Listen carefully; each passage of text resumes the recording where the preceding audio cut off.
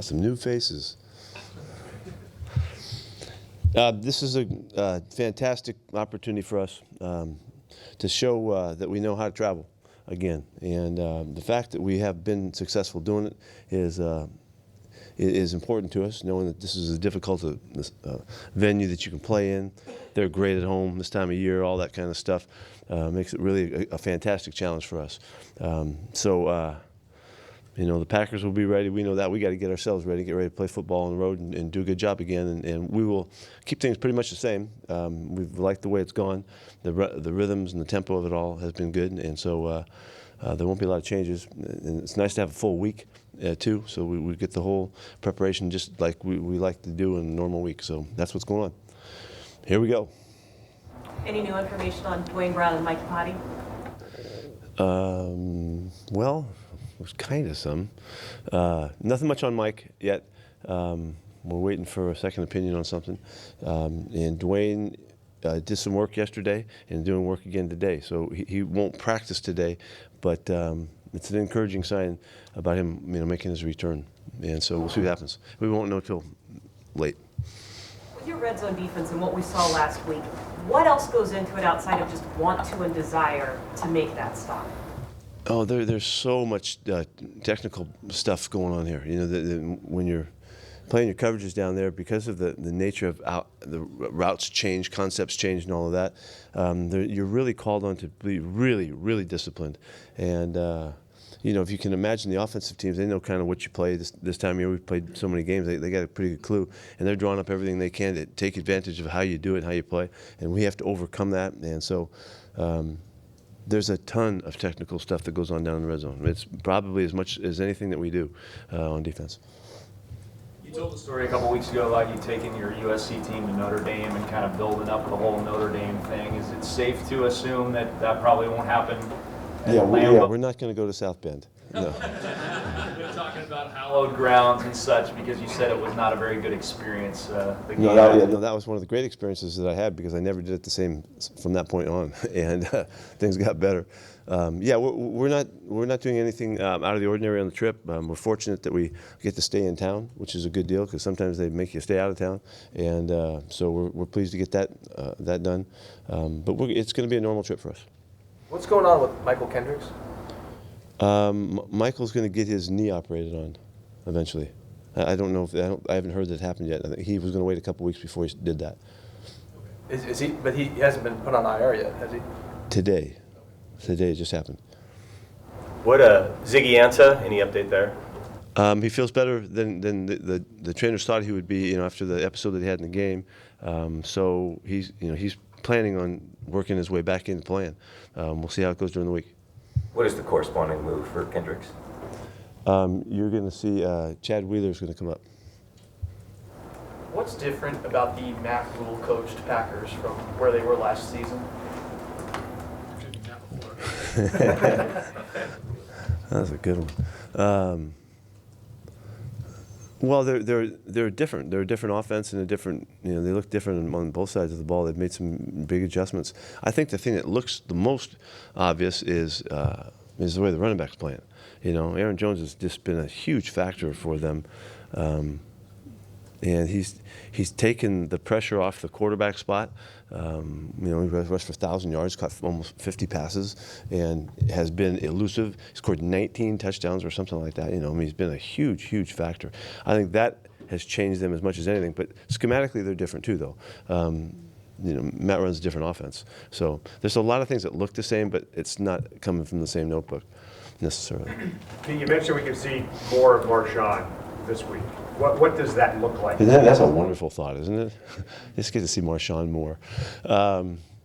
Well, he's just he's had a couple weeks under his belt, and it's just and he made it through clean. He feels fine physically, so he's just more available to us for more opportunities. That's all. When you look at the Packers linebacker core, what stands out to you, especially their two outside guys? Yeah. They're really effective. They have 25 sacks between those two guys, if you can imagine. Preston and Zadarius, both those guys are fantastic players. I don't know that anybody gives you more problems than Zadarius does. In all of the things that they do with him, he's all over the place. they've recognized that he is an impact player, so they'll spot him in a number of different locations with the different packages that they do. They have a multitude of things that they try to do sub-package wise, and he's the featured guy, and so he's a real problem. What makes him so good? He's really hard to block. I mean, seriously, he's just hard to block. He's very aggressive. He's a penetrator. He and J.D. Clowney are very similar in the style that they play, and they'll mix him up. He'll be rushing inside on different guys, and they'll match him up with different people and all of that, as well as his outside pressure that he can bring. He's a very explosive player. You obviously played these guys a lot when McCarthy was a coach. Do they look offensively? Do they look much different with LaFleur now the coach and with adding them there? The commitment to the running game is different. You know, I think that's what's different. Not that they didn't run it before, but you can just Matt is from the Shanahan tree, you know, and so that makes Alex Gibbs' tree, and so they run, you know, that principle of running game and feature it, and they're really committed to it. So they're a zone team basically, and outside and inside, and it's just the play of Aaron Jones that's made them so well balanced and difficult to deal with, you know. So I think that's what's different. Your guys' familiarity with the 49ers and Rams, you know, where he used to coach with those guys too, does that kind of help in figuring out how they dress it up and things like that? It does help us. It doesn't mean we know how to stop them, though. Those guys are really good. And this whole tree of offensive coaches is really on it. You know, really go all the way back to Shanahan, you know, to Mike Shanahan, you know. And it's really impressive that you can see, you know, it's just so obvious. You can see all of the flavor of what they did over the years. And it's a big statement about what Mike was doing way back when he was at Denver, you know. They really were on it. They're under Rodgers is under center more, right, this year? Yes. How does that change their schematics against them? It doesn't change much, you know. They're just doing that for the running game and the play-action game, basically. What did you see on film on Trey Flowers' penalties, and what's the teaching point kind of to keep from that happening again? Yeah, he was in great position on both plays and didn't have to make any contact. That's really, he made an unnecessary effort to try and, you know, disrupt the guy just as the ball was getting there, as opposed to just waiting it out. You know, he's done it really well over the course of the 2 years. Just timing in his field and the patience. But he got a little impatient on both those plays. Just needed to wait him out.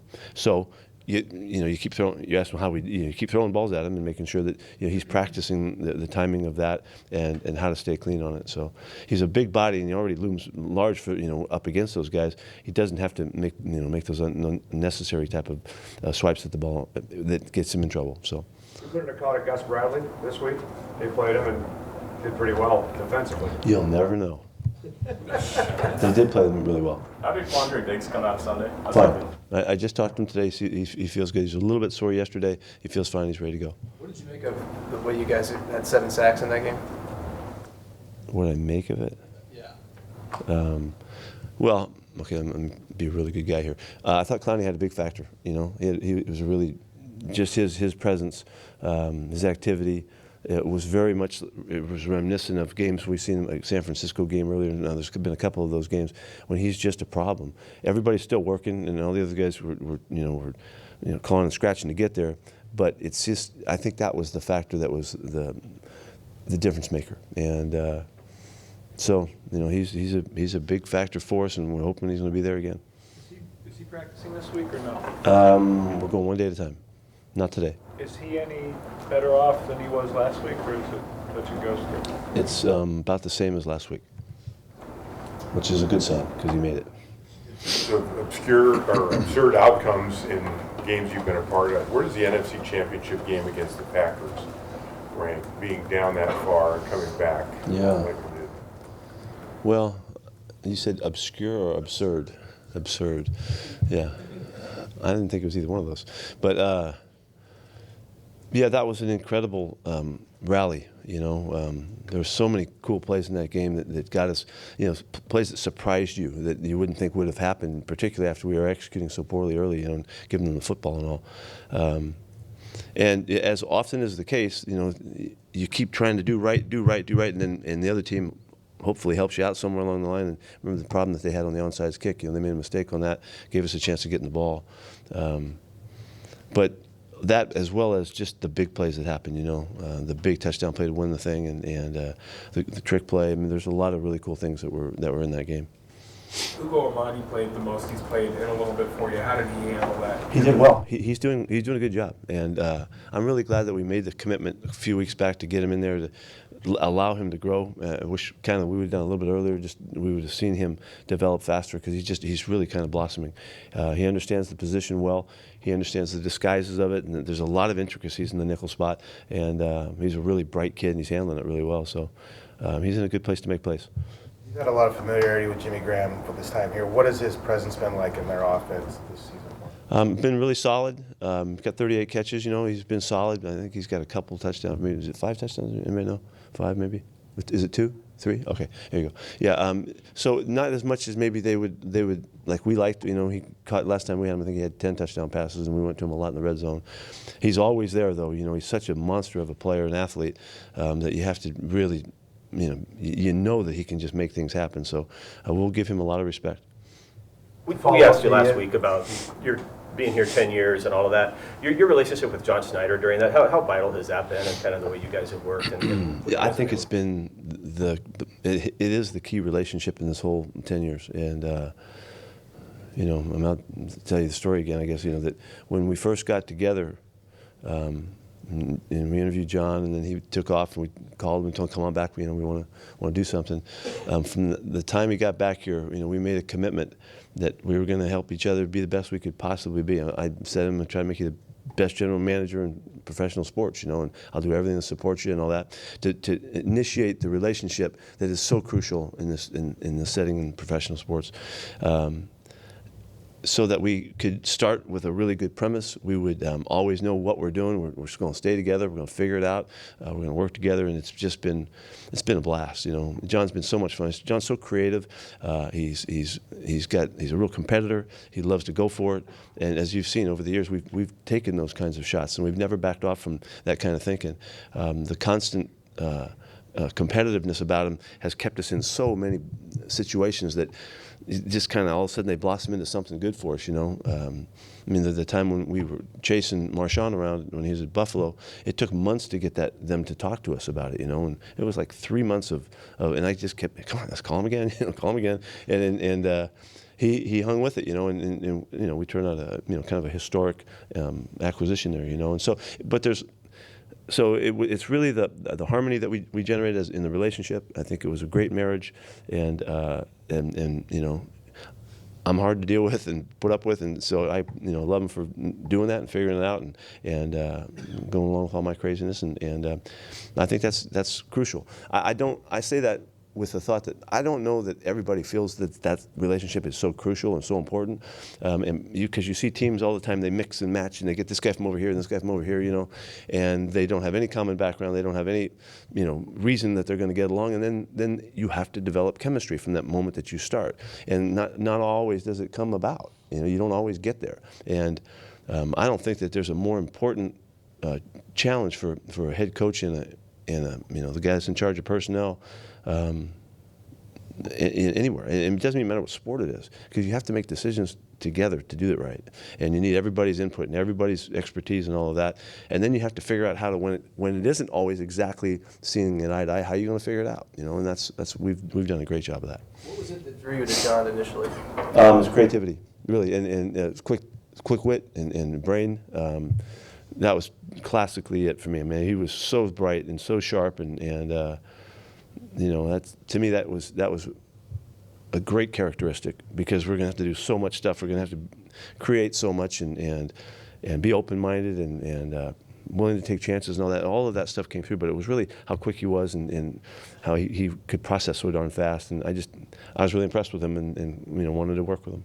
There has to be a time in 10 years, there has to be a time that you guys didn't agree and that maybe he got a guy you didn't necessarily want. Is there a success case in that? That's a good question. There has been a couple guys that we didn't see eye to eye on, but we saw eye to eye on the decision. You know, if we're going to make this decision, you know, let's come together and and find a way. You support me, I'll support you, and because somebody has to kind of give in somewhere, and we did. We've done that. So that's what's important. We never made a choice and we went this like that, you know, and because we didn't get together on it. It hasn't happened. What can make you so hard to deal with? Oh gosh.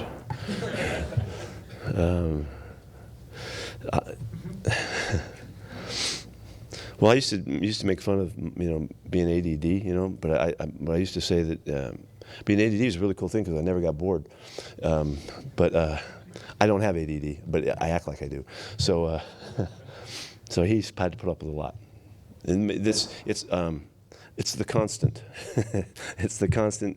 Always battling, always competing, always looking for the competitive edge that you can find that just doesn't go quiet or go dormant. That's hard to live with, I think.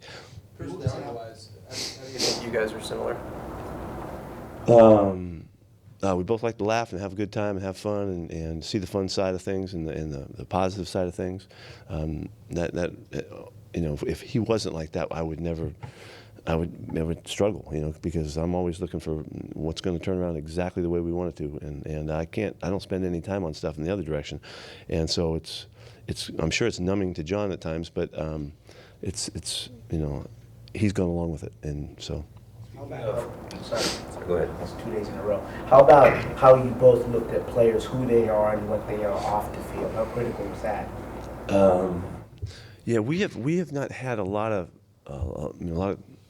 challenges in that regard, and we spent a lot of time early on talking about what players, are the kinds of players that we like, and we've always stayed abreast with that. We've always stayed, tried to stay current as kind of times and systems change and concepts change and all that. So we haven't had many issues, so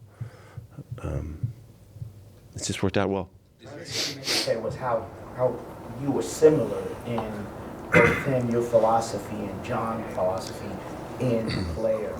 Well, the thing that John really fell in love with is that I wanted to play young guys, and I like playing first year guys, and I had done it in college, and I didn't always do that. When I went to USC, when I realized that I was in charge of everything and I could be the GM and the head coach, and I was making all the calls and nobody else could challenge me on that, I realized that it was important to play young players. So I got a general manager's viewpoint, because general managers always think that. They always think you should play all your draft picks. And so that in itself was really a positive for John. He loved that his coach was going to agree to to mix guys in right off the bat and try the new guys and have an open mind about doing that.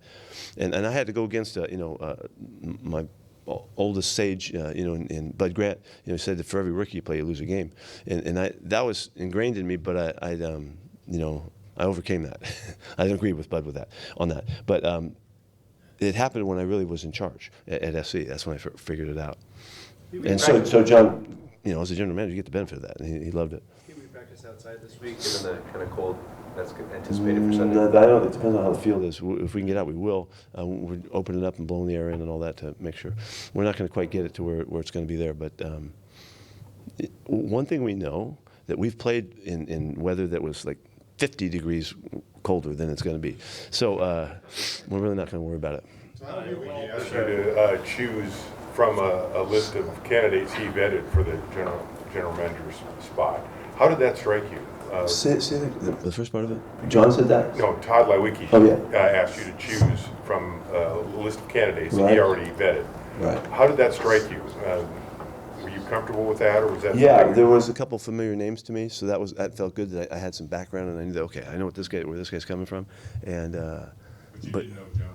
No, I didn't know John, and he just he blew away the interview, just like he was capable of doing. He was awesome, and he was just waiting for a great opportunity, and this one jumped out at him. As a postseason coach, what have you learned about the playoffs that you didn't know maybe 10 years ago or even 4 or 5 years ago? That's a good one. It's the challenge really is the managing the players' mentality. That's the challenge to it, and keeping them balanced and clear thinking and not distracted by all the hoopla on the front of it and all that. There's such a build-up to each game, and when you go to each week, it's so much fun because it's just so intense as you move through it that it's managing that. That's and that's why I'm so adamant about how we treat every game the same, and we try to learn how to discipline our focus so that we don't get distracted by the natural things that you guys all think should distract us, the matchups, the hype, the build-up, whatever it is, how many times we've won and they've won or whatever in years past and all that stuff. It doesn't mean anything at all. So it's, sorry, but that's the biggest thing that I've dealt with, and to try to manage everybody, well, and coaches too, so we don't screw it up and get unlike ourselves, and play unlikely fashion. That's what we don't want to do. We want to play like we know how to. Not everyone was a part of that Vikings game a couple years back. So for the guys, young guys who haven't been a part of maybe a game this cold, and is there a mental hurdle they have to get over? Is there a teaching point or a talking point? Well, I'll find out. I mean, it looks like it's going to be about 10 degrees colder than it was the other night. I mean, so big deal. That's nothing. It was comfortable the other night. The other night was fine. It didn't have any factor at all. So if it's in the 20s or whatever, 29, 28, where it's supposed to be, that's no big deal. It's not going to make it. But I'm not going to overlook the factor that the fellas might be thinking. We've already started to deal with that. We have to be very disciplined about that as well. To follow up on the last question about John, did you guys ever cross paths before you interviewed? I think John has a story or something. He came by SC when we had a workout day or something like that, and I blew him off or something. I was really glad that happened too. How's Malik Turner? He's going to practice today, and we'll see how he responds to the practice. It's been a little touch and go to get him back, and we're taking great care of him to make sure that he's right. He's anxious to get going and see how he feels tomorrow, and so that starts today. What were your impressions of Kevin King coming out of Washington, and what kind of progress have you seen him make? Well, he's right in the mold of the guys that we like. He's real long, he's real fast, he's got good hands, good competitor, and all that. So we really liked him. He's exactly like the guys we like to look at. So 4'4", flat, which is fast, and all the length that he has too. Packers don't appear to be as Aaron Rodgers dependent. You talked about Aaron Jones and their defense is better, but how much of a handful is he still to prepare for? Oh, he's ridiculous. He's ridiculous. He's so good, and he controls the game so much, and he does so much at the line of scrimmage. Every aspect of the quarterbacking position, from reading the defense to get his offense in the right plays, to tempo, to cadence. Everything about it. The scramble aspect of his game is as good as you can get, and in his extraordinary accuracy making throws, when he's in unusual positions and things, it's been heralded. I'm not telling you anything you don't know, but he's a great player, and he's a great player at the end of the game too, and so he's a Hall of Famer. Anything else? Thank you. Managing the player's mentality that you talked about, part of your program here, is that something you developed here at USC, or did you have that even go back to your Patriots playoff games? I was pretty much scrambling back in the day. Really, it was in the years at SC. With all the bowl games and all those matchups and national championships and stuff like that. Those were they're the same kind of factor, and so this mentality came out of those exercises really, and trying to figure it out and trying to help people perform like they're capable. And it sounds so simple and seems like, oh, geez, why would that be your focus? But that's so hard to do. And if they just play like they're capable of playing, and everybody does that, then you're really hard to beat. And that's basically what it comes down to. And so. Thank you. Thank you.